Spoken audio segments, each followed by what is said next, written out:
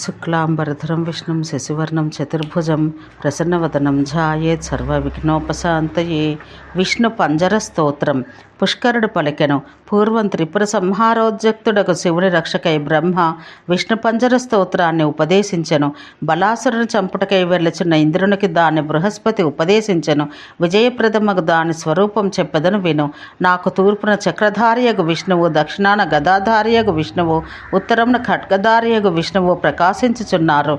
విదిశలయందు హృషికేశుడు, వాటి మధ్యలందు జనార్దనుడు, భూమియందు వరాహరూపధారియగు హరి, ఆకాశాన నరసింహుడు ఉండి నన్ను రక్షిస్తున్నారు.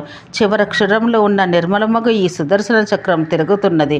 ఇది ప్రేతను రాక్షసులను చంపుచూ వెళ్ళినప్పుడు దీని కిరణాల వైపు ఎవరు చూడజాలరు.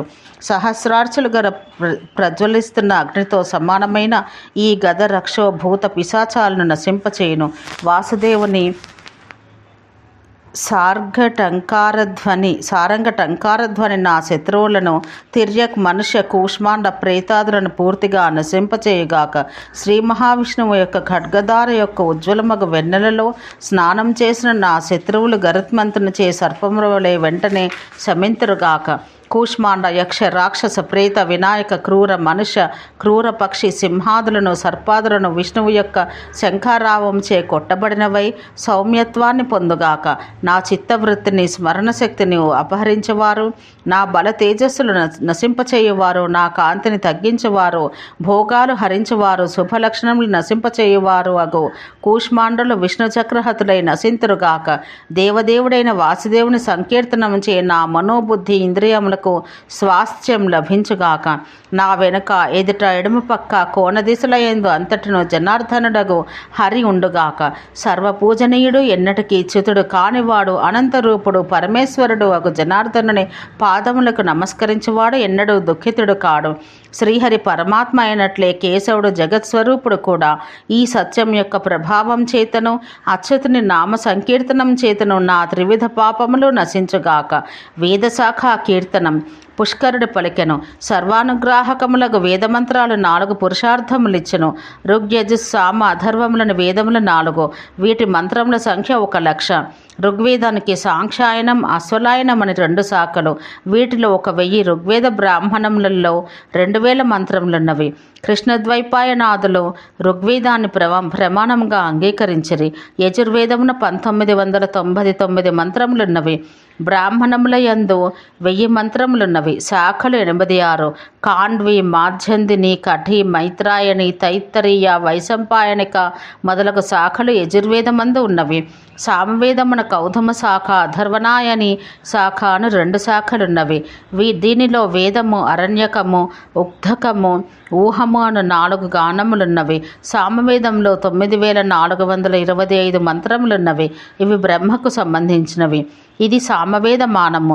సుమంతువు, జాజలి, శ్లోకాయని, సౌనకుడు, పిప్పలాదుడు, ముంజుకేశుడు మొదలగు వారు అథర్వవేదానికి శాఖా ప్రవర్తకులకు ఋషులు. వీనిలో 16,000 మంత్రములు, 100 ఉపనిషత్తులు ఉన్నవి. శ్రీ మహావిష్ణువు వ్యాసరూపాన్ని అవతరించి వేదశాఖ విభాగం చేసెను. వేదశాఖ భేదాదులు ఇతిహాసములు, పురాణములు ఇవన్నీ విష్ణు స్వరూపాలు. లోమహర్షణుడు సూతుడు వ్యాసుని నుండి పురాణాదులు గ్రహించి ప్రచారం చేసెను. అతనికి సుమతి, అగ్నివర్చస్సుడు, మిత్రము, శంసపాయనుడు, కృతవ్రతుడు, సావర్ణి అను 6 శిష్యులుండరి. శంసపాయనాథులు పురాణ సంహితను రచించిరి.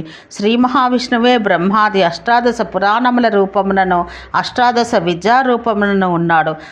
సప్రపంచ, నిష్ప్రపంచ, మూర్త స్వరూపధారియగు శ్రీ మహావిష్ణువు అగ్నిపురాణ రూపమున ఉన్నాడు. అతన్ని తెలుసుకుని పూజించి స్తుతిస్తే భుక్తిముక్తులు లభిస్తాయి. విజయశీలుడకు విష్ణువు ప్రభావ సంపన్నుడు. అగ్ని సూర్యాది రూపమున ఉన్నవాడు. ఆ విష్ణువే అగ్ని రూపమున దేవతాదుల ముఖముగా ఉన్నాడు. అతడే పరమగతి. వేద పురాణముల యందు యజ్ఞమూర్తిగా వర్ణించబడుచున్నాడు.